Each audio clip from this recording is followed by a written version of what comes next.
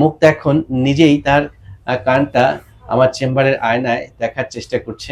মুক্তা, তুমি কি আয়নায় দেখতে পাচ্ছ তোমাকে? জি স্যার। মুক্তা নিজে তার কানটা আয়নায় চেক দিল। আমিও ডাক লইছি যে এটারে বড় বানাইলি, এখন যে তোর কষ্ট, তুই যদি মরিয়াও যা তা তোর পাবো কই? আমি যদি বুঝতাম তাহলে কি আমি ফোড়াইতাম কান? কখনো হইতো না। না না, আমি তো শখের বশে ফোড়াইছি। রাইট রাইট, এটা তোমার কোনো দোষ না বোন।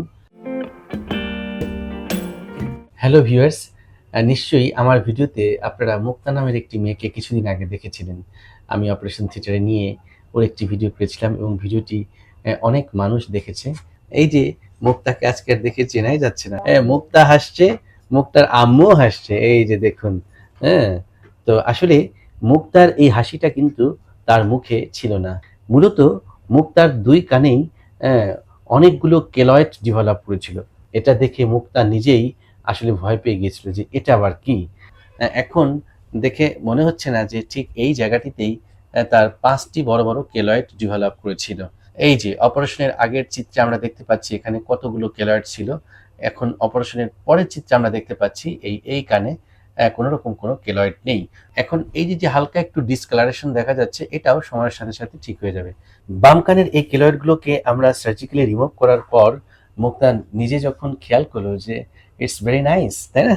আয়নায় তুমি যখন প্রথম দেখলে she was looking so nice, that's why she took decision to remove the keloid from the right year. Operation করার পর 2 সপ্তাহ পর তুমি কি তোমার এই কানটা দেখেছো? জি দেখার পর কেমন লেগেছে? স্যার, ভালো লাগছে। ভালো লেগেছে? জি স্যার। এবং সেই ভালো লাগা থেকে তুমি আজকে কি ডান পাশেরটা করাতে এসেছো? জি স্যার। সো ভিউয়ার্স, একটু দেখাই মুক্তার ডান পাশের চিত্রটা আজকে কানের। ও যখন খেয়াল করলো অপারেশনের পরে ওর যে বাম কানটা অনেকটাই স্বাভাবিক অবস্থায় চলে এসেছে।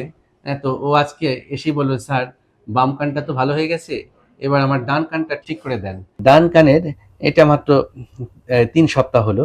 এই 3 সপ্তাহের মধ্যেই কি সুন্দর এই জায়গাটা ঠিক হয়ে গিয়েছে। আপনারা পেছন সাইডটা আপনারা খেয়াল করুন, একদম বোঝা যাচ্ছে না যে এখানে এত বড় কেলয়েড ছিল। এই যে দেখুন, তার এখানেও অসংখ্য কেলয়েড ছিল এবং কি বিশাল বিশাল সাইজের কেলয়েড। এটা বের করে আনা প্লাস কানের শেপটাকে ঠিক রাখাটা কিন্তু বড় চ্যালেঞ্জের একটি বিষয়। এখানে অনেক ক্যালকুলেশন আমাদেরকে করতে হয়েছে যে ওর কেলয়েডটাও যাতে আমরা বের করে আনতে পারি, পাশাপাশি ওর কানের গঠনটাও যাতে ঠিক থাকে। আচ্ছা মুক্তা, তুমি একটু আয়নার সামনে যে নিজে দেখো তো এখন কেমন লাগছে? হ্যাঁ, মুক্তা এখন নিজেই তার কানটা আমার চেম্বারের আয়নায় দেখার চেষ্টা করছে। মুক্তা, তুমি কি আয়নায় দেখতে পাচ্ছ তোমাকে? জি স্যার। মুক্তা নিজে তার কানটা আয়নায় চেক দিল।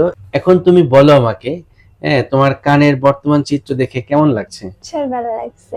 আগে সুন্দর করে চুলে ছেড়াইতে পারতাম না, অনেক খারাপ লাগতো, ঘুমাইতে পারতাম না, অনেক কষ্ট হইতো। কোনো ব্যথা করতো? চুলকাতো? চুলকাতো। চুলকাতো, এমনি ব্যথা করতো? ছিল না, মানে চুলকাইতো মাঝের মধ্যে, মানে ব্যথা এরকমের কামড়াই কামড়াই উঠতো। আমিও ডাক লইছি যে এটারে বড় বানাইলি, এখন যে তোর কষ্ট, তুই যদি মরিয়াও যা তা তোর পাবো কই? তো সবসময় নামাজ পড়ে দোয়া করছি। আচ্ছা আচ্ছা। তা তো শুকিয়ে পড়ে রয়েছে, আমি তো সিটাং যাইতে পারি না, খালি কান দিয়ে দোয়া করি। আমি যদি বুঝতাম তাহলে কি আমি ফোড়াইতাম কান? কখনো হইতো না। না না, আমি তো শখের বশে ফোড়াইছি। রাইট রাইট, এটা তোমার কোনো দোষ না বোন। মেইন সমস্যাটি হচ্ছে মানুষের বাহ্যিক একটি পরিবর্তন, চেহারার একটি পরিবর্তন। দেখুন, মানুষ কিন্তু শখের বশবর্তী হয়েই বা শখের বশতই কিন্তু কানে বিভিন্ন ধরনের অলংকার পরিধান করে জি থাকে। স্যার। তার একটু শখ বেশি ছিল, সে একটার জায়গায় কয়েকটা পিয়ার্স করেছিল, যে কারণে তার আসলে ভাগ্যটা ফেভার করেনি। যেখানে সে কান ফুরিয়েছিল সেখান থেকে কেলয়েড ফর্ম হয়েছিল। এইটাকে আমরা মেডিকেলের ভাষায় বলি কেলয়েড, হাইপারট্রফি কেলয়েড। এটা আসলে হয় একটা টিস্যু রিয়াকশনের কারণে, এখানে কারো হাত নেই।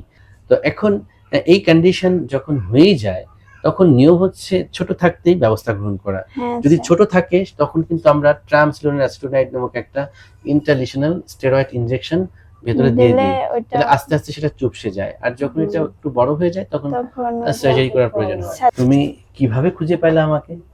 স্যার আমি যখন ইউটিউব দেখতে এসেছি হুম হুম, তো আপনার ভিডিও আমার সামনে আসছে। হ্যাঁ হ্যাঁ, তো আসার পরে আমি মানে ওই যে একটা কিলোয়েডের ভিডিও দেখছি, দেখার পরে আমি ওই ভিডিওটা মন দিয়ে দেখছি। দেখার পরে ভাবছি কি আমি যে হয়তো ইন্ডিয়ার ডাক্তার। তো আচ্ছা। আমি পয়লা মানে গ্রাহ্য করি না। তারপরে ওইখানে আবার লেখা আসছে শান্তিনগর চৌরাস্তা, হুম হুম। ঠিক আছে। তখন আমি মনে করি, আমি ভাবছি যে তখন আমি মানে দেখলাম যে শান্তিনগর চৌরাস্তা ঢাকা। তো এর জন্য আমি ওই নাম্বার দেখে কল দিছি, কল দেখা ফোন দিয়ে তারপরে আসছি এই জায়গায়। তো যাই হোক, আসলে চিকিৎসক হিসেবে আমি সবসময় চেষ্টা করি পেশেন্টদের সাথে একটু উপরে সময় আল্লাহ দিয়ে দিছে কথা বলার, ইন্ডিয়া। রোগ ব্যাধি সম্পর্কে তাদেরকে বুঝিয়ে বলার। কারণ আমি বিশ্বাস করি যে রোগীরই কোনো একটি সমস্যা নিয়ে যখন ডাক্তারের কাছে আসে, তখন তার ভিতরে অনেক প্রশ্ন থাকে, অনেক জিজ্ঞাসা থাকে, এবং অনেক কষ্টও থাকে। তো সেই প্রশ্নের উত্তরটা যদি আমি দিতে না পারি, তাহলে তার কষ্টটা কিভাবে দূর হবে? যে কারণে আমি একটু সময় দেই। আর সময় দিয়ে কথা বলতে আমার ভালো লাগে, সত্যি কথা যেটা।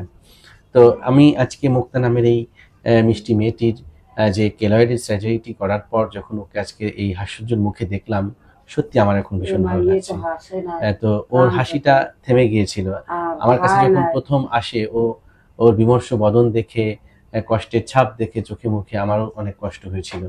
এবং আমি বলেছিলাম যে, মুক্তা, তোমার সুখের দিন আবার ফিরে আসবে, তাই না? জি স্যার। আজকে তো আবার সেই সুখের দিনটাই তুমি ফিরে পেলে। জি তো স্যার। এখন তুমি বাকি যে নির্দেশনা আমার আছে সেটা ফলো করবে, দেখবে যে জি স্যার। এটা তোমাকে আর কোনো কষ্ট দেবে না। জি সো ভিউয়ার্স, এই হচ্ছে একটি কেলয়েড সার্জারির কিছু কথা। কেলয়েড কি কারণে হয় আপনারা নিশ্চয়ই জানলেন, এবং এই কেলয়েড হলে কি করতে হবে সেটাও জানলেন। আশা করছি এই ভিডিওটি দেখে আপনারা সতর্ক হবেন, সচেতন হবেন।